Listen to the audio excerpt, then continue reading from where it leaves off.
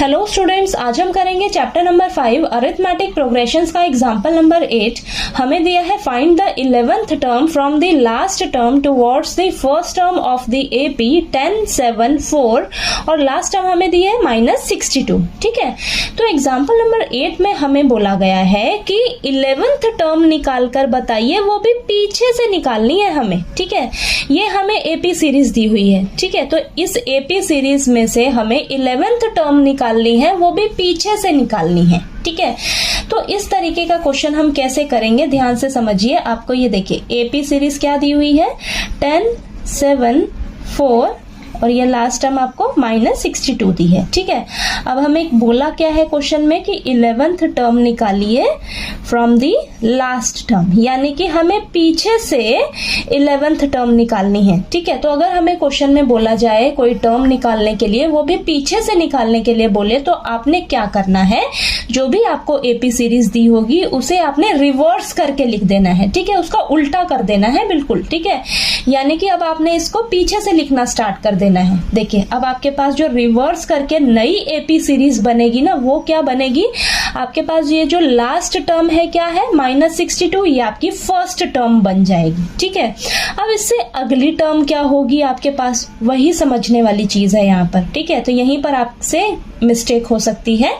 अब आप देखिए, यहाँ पर ये जो एपी सीरीज आपको दी हुई थी, यहाँ पर कॉमन डिफरेंस कितना है आपके पास, कॉमन डिफरेंस कितना है, देखिए 7 - 10, तो ये आपके पास -3 है। ठीक है, यहाँ पर आपके पास कॉमन डिफरेंस कितना है, -3। अब आप जो रिवर्स करके जो नई एपी सीरीज बनाओगे ना, आप पीछे से लिखना स्टार्ट कर रहे हो। ठीक है, तो यहाँ पर जो कॉमन डिफरेंस रहेगा ना आपका, आपने बस क्या करना है, यहाँ पर अगर -3 है, आपने साइन चेंज कर देना है, तो यहाँ पर +3 हो जाएगा। यही बस ध्यान रखना है। अगर यहाँ पर पॉजिटिव का रहता तो यहाँ पर आपका कॉमन डिफरेंस नेगेटिव हो जाता। ठीक है, तो यहाँ पर नेगेटिव का 3 है, तो यहाँ पर कॉमन डिफरेंस में क्या रहेगा आपका, पॉजिटिव का 3। ठीक है, कॉमन डिफरेंस क्या आ जाएगा आपके पास, 3। ठीक है, अब देखिए यहाँ पर आ जाएगा -59, फिर ये तो यहाँ पर आ जाएगा -56। ठीक है, ऐसे ही ये चलता जाएगा और ये आ जाएगा आपके पास 4, 7 और ये 10। ठीक है, जो आपकी फर्स्ट टर्म थी ना, वो आपकी अब क्या हो जाएगी, लास्ट टर्म। ठीक है, तो ये आपकी नई एपी सीरीज बनकर तैयार हो गई है। ठीक है, अब ये नई एपी सीरीज बनकर तैयार हो गई है, तो यहाँ से हम क्या करेंगे, अब 11th टर्म जो है वो इजिली हमें पता लग जाएगी। ठीक है, अब आप क्या करिए, यहाँ से 11th टर्म निकाल लीजिए।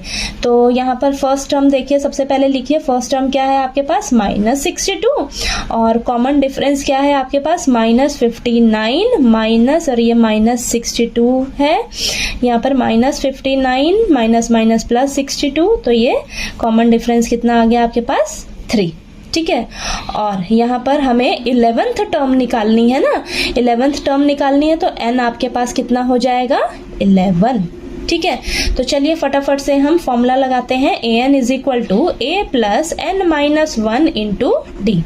ठीक है, तो हमें क्या निकालना है, 11th टर्म निकालनी है, तो ये हो जाएगा a11, फर्स्ट टर्म कितनी है, -62 प्लस n हमें कितना दिया है यहाँ पर, 11 - 1 और कॉमन डिफरेंस कितना है, 3।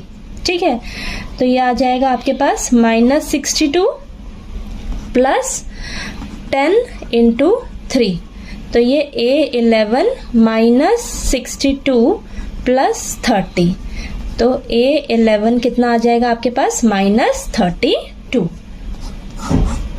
ठीक है, यानी कि आपके पास 11th टर्म कितनी निकल कर आ गई, -32, यानी कि 11th पोजीशन पर आपकी क्या टर्म है, -32 है। ठीक है, तो आपको देखिए क्वेश्चन में अगर कोई भी टर्म निकालने को दे और वो पीछे से निकालने के लिए दे दे ना, पीछे से निकालने के लिए दे दे, तो आपने बस क्या करना है, जो भी आपको एपी सीरीज दी होगी आपने उसको रिवर्स करके लिख लेना है। ठीक है, तो रिवर्स करके जब आपके पास नई एपी सीरीज, नॉर्मल ये एपी सीरीज बनकर तैयार हो गई। ठीक है, तो अब यहाँ से आप फटाफट से 11th टर्म निकाल लोगे इजीली। ठीक है, तो यहाँ पर देखिए, अब यहाँ पर लिख लीजिए आप, सो द 11th टर्म